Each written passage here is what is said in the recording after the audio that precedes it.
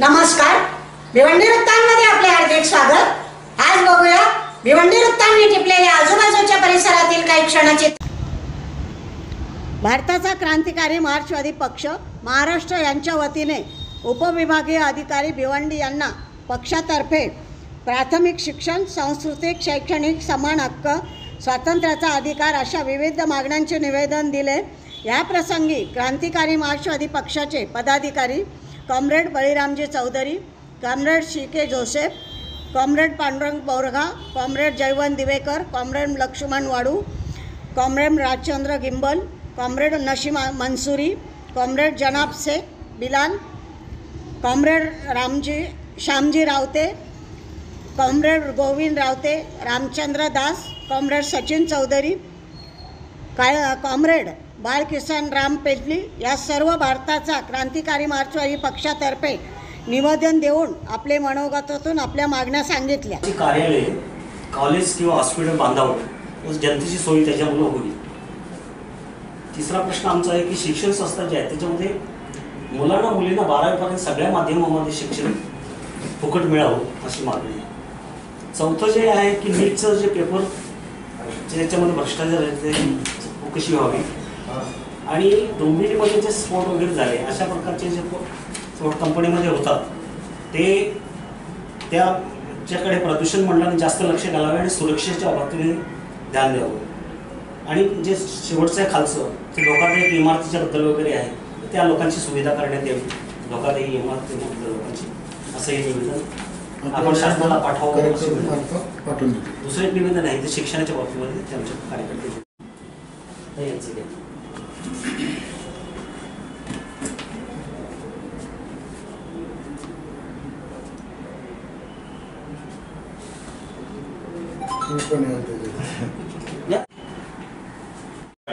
अभिप्राय नोंदविले त्याच्यामध्ये।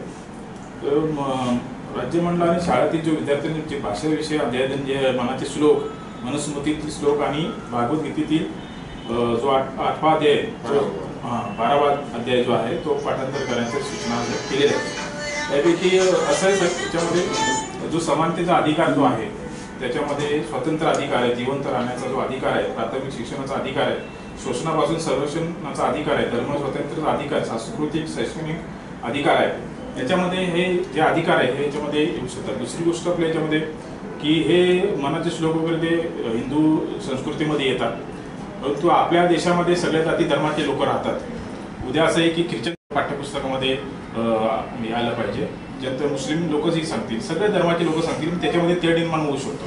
हे अशांतता हे बिघडण्याचं काम आहे, म्हणून आम्ही हे निवेदन जे देतोय त्याच्यामध्ये हे मानाचे श्लोक वगैरे असू नये, जे आपल्या संविधानामध्ये जे आहे ते त्या शिक्षण संस्थेमध्ये असलं पाहिजे। बळीराम दादा, आत्ता आपण प्रांत ऑफिसला जे निवेदन दिलंय, ज्या आपण मागण्या मागितलेल्या आहेत त्याबद्दल आपण काय सांगणार आहे?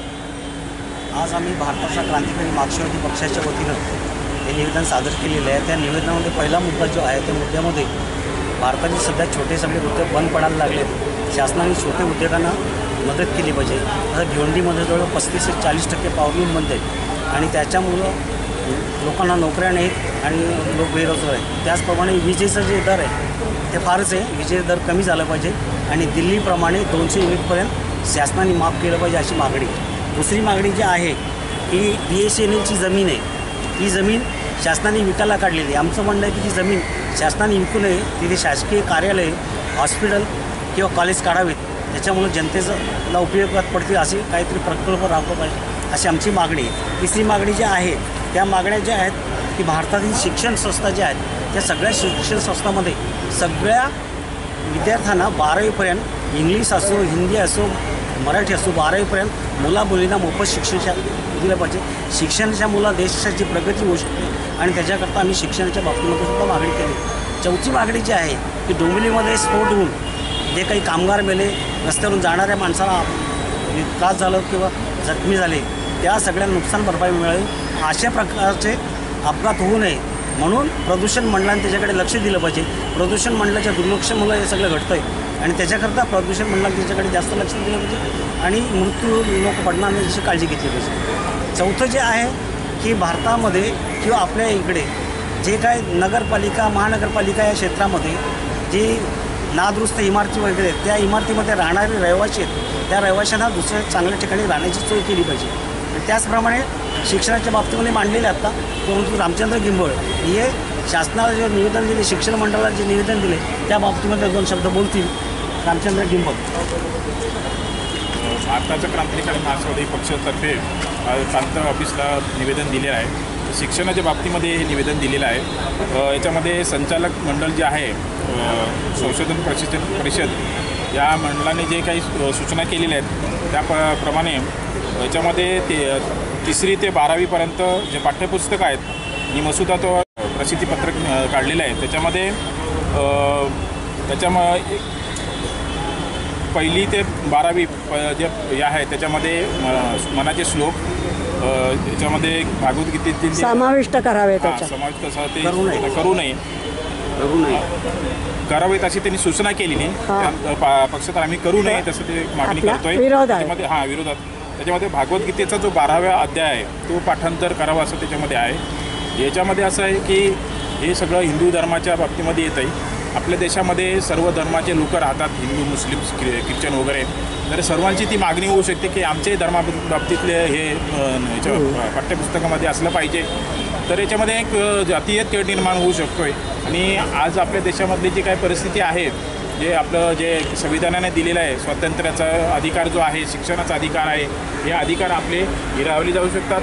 आणि त्याच्यामध्ये जातीय तेढ निर्माण किंवा भाषिक तेढ निर्माण होण्याची संभावना आहे. त्याच्यामुळं मी हे जे निवेदन दिले त्याच्यामध्ये ह्या त्यांनी मागणी सूचना केलेल्या आहेत, ते सूचनेच्या विरोधात आम्ही हे निवेदन प्रांतांना दिलेलं आहे.